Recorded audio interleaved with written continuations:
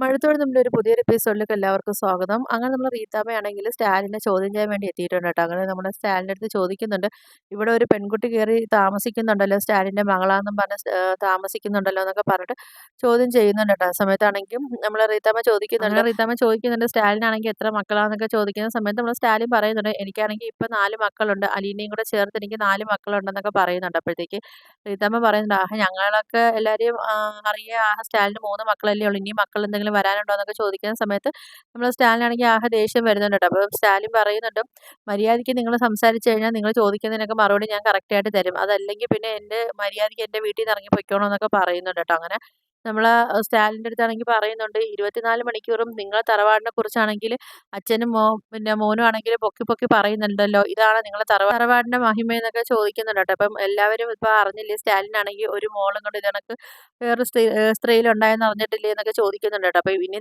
സ്റ്റാലിന്റെ മക്കൾ ഇനി എങ്ങനെ പുറത്തിറങ്ങി നടക്കും, ഇവളെ കൂടാതെ സ്റ്റാലിന് ഇനി ഒരു മോളും ഒരു മോനും കൂടെ ഇല്ലേ, ഇപ്പം അവരൊക്കെ എങ്ങനെ പഠിക്കാൻ പോകുന്ന സമയത്ത് അവരെ കൂട്ടുകാരൊക്കെ ഇത് കണക്ക് ചോദിക്കുമ്പം അവരുടെ പപ്പയെക്കുറിച്ച് പറയുമ്പം അവരത് എങ്ങനെ അവർക്ക് സഹിക്കാൻ പറ്റുമെന്നൊക്കെ ചോദിക്കുന്നുണ്ട് കേട്ടോ.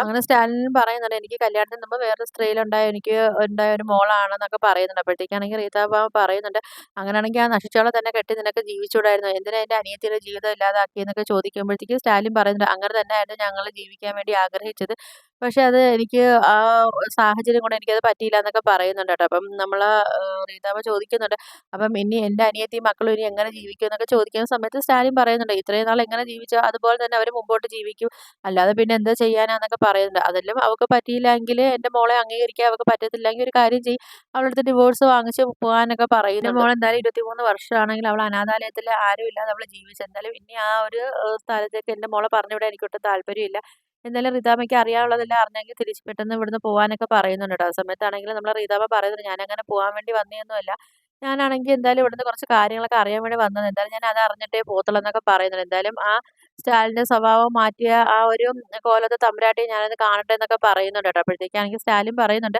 റീതാമ്മയ്ക്ക് നല്ലൊരു ഉദ്ദേശം കൊണ്ട് മാത്രമാണ് അലീനയെ കാണാനുള്ള ഉദ്ദേശമെങ്കിൽ പിന്നെ റീതാമ്മയ്ക്ക് കാണാം, പക്ഷേ എൻ്റെ മോളെ വേദനിപ്പിക്കാനോ എന്തെങ്കിലുമൊക്കെ ഉദ്ദേശമാണെങ്കിൽ എന്തായാലും ഞാൻ അതിന് സമ്മതിക്കത്തില്ല എന്നൊക്കെ നമ്മൾ സ്റ്റാലിൻ തീർത്തും പറയുന്നുണ്ട്. അങ്ങനെ നമ്മൾ സ്റ്റാലിനാണെങ്കിൽ അലീനയെ വിളിക്കുന്നുണ്ട്. അപ്പം സ്നേഹത്തോടെ അലീന മോളെ എന്നൊക്കെ വിളിക്കുന്നുണ്ട്. അപ്പോഴത്തേക്കാണെങ്കിൽ നമ്മൾ റീതാമ്മ പറഞ്ഞു, അയ്യോ എന്തൊരു സ്നേഹത്തിലാണ് വിളിക്കുന്നത്, സ്വന്തം മക്കളെ പോലും ഇങ്ങനെ വിളിക്കുന്നത് ഞാൻ കേട്ടിട്ടില്ലെന്ന് പറയുന്ന സമയത്ത് സ്റ്റാലിൻ പറയുന്നുണ്ട്, മര്യാദയ്ക്ക് സംസാരിക്കണം എന്നൊക്കെ പറയുന്നുണ്ട് കേട്ടോ. അങ്ങനെ നമ്മൾ അലീനയാണെങ്കിൽ അങ്ങോട്ട് വരികയൊക്കെ ചെയ്യുന്നുണ്ട് കേട്ടോ. അങ്ങനെ നമ്മൾ റീതാമ്മ ആണെങ്കിൽ അലീനയുടെ അടുത്ത് ചോദിക്കുന്നുണ്ട്, നീ എന്തിനാ ഇപ്പൊ ഇങ്ങോട്ട് കയറി വന്ന, ഒരു കുടുംബം നശിപ്പിക്കാൻ വേണ്ടിയാണോ നീ ഇങ്ങോട്ട് വന്നതെന്നൊക്കെ ചോദിക്കുന്നുണ്ട് കേട്ടോ. അപ്പൊ നീ ഇത്രയും നാൾ എങ്ങനെ നീ ജീവിച്ച, അതേപോലെ തന്നെ നിനക്ക് ജീവിച്ചുകൂടായിരുന്നോ, സ്റ്റാലിനാണെങ്കിൽ മക്കളും ഭാര്യയൊക്കെ ഉള്ള കാര്യം നിനക്ക് അറിയത്തില്ലായിരുന്നോ, നീ ഇവിടുന്ന് ഇറങ്ങി പോകണമെന്നൊക്കെ പറയുന്നുണ്ട് കേട്ടോ. അപ്പോഴത്തേക്കും നമ്മൾ സ്റ്റാലിൻ പറയുന്നുണ്ട്, അലീന എങ്ങോട്ട് പോകണം പോകേണ്ടത് തീരുമാനിക്കുന്നത് ഞാനാ, അല്ലാതെ റീതാമ്മ അല്ല എന്ന് പറയും. ഇവിടെ ഇത്രയ്ക്കും അധികാരത്തിൽ റീതാമ്മ സംസാരിക്കാതെ റീതാമ്മയുടെ വീടല്ല ഇത് എൻ്റെ വീടാന്നൊക്കെ പറയുന്നുണ്ട്. ആ സമയത്താണെങ്കിൽ നമ്മൾ അലീന പറയുന്നുണ്ട്, പപ്പ അങ്ങനൊന്നും പറയല്ലേ, എന്തായാലും അവർ പറയട്ടെ, അവരാണെങ്കിലും വേറെ ആരാണെങ്കിലും ഇങ്ങനെയല്ലേ സംസാരിക്കത്തുള്ളൂ, പപ്പ എന്തായാലും ഇവിടുന്ന് പോവാ, അല്ലെങ്കിൽ ഇവിടെ എന്തെങ്കിലും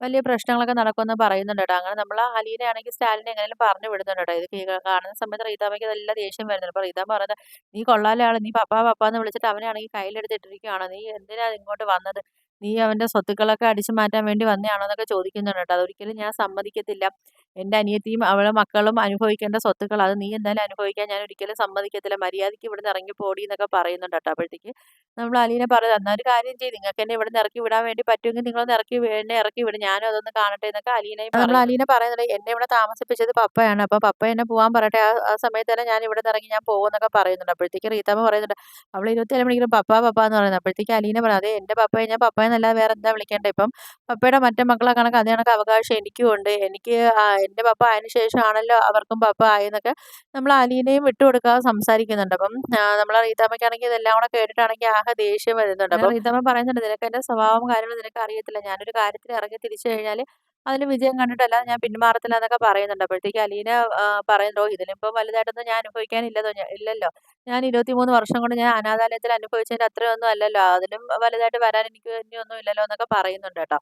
അങ്ങനെ നമ്മളെ റീതാമ്മ പറയുന്നുണ്ട്, നീ നോക്കിയോ 90 ദിവസം, ആ 90 ദിവസത്തിനുള്ളിൽ നിന്നെ ഞാൻ ഇവിടുന്ന് ഞാൻ കടത്തിയിരിക്കും എന്നൊക്കെ പറയുന്നുണ്ട് കേട്ടോ. അപ്പോഴത്തേക്കും നമ്മൾ അലീന പറയുന്നത്, അതാ നമുക്ക് നോക്കാം, റീതാമ്മയ്ക്ക് ചെയ്യാൻ പറ്റുന്ന കാര്യങ്ങൾ റീതാമ്മയും ചെയ്യും, എന്നെ കൊണ്ട് ചെയ്യാൻ പറ്റുന്ന കാര്യങ്ങൾ ഞാനും ചെയ്യാന്ന് പറഞ്ഞ് നമ്മൾ അലീനയാണെങ്കിൽ നല്ല ഉരുളയ്ക്ക് ഉപ്പേരി കണക്കുള്ള മറുപടി നല്ല റീതാമ്മയ്ക്ക് കൊടുക്കുന്നുണ്ട് കേട്ടോ. അപ്പം നിങ്ങൾക്ക് വീഡിയോസൊക്കെ ഇഷ്ടപ്പെട്ട ഒന്ന് ലൈക്ക് ചെയ്ത് ഷെയർ ചെയ്ത് സബ്സ്ക്രൈബ് ചെയ്ത് ബെല്ലൈക്കൺ എനേബിൾ ചെയ്ത് ഒന്ന് ഹൈപ്പ് ചെയ്ത് ഒന്ന് സപ്പോർട്ട് ചെയ്യണേ.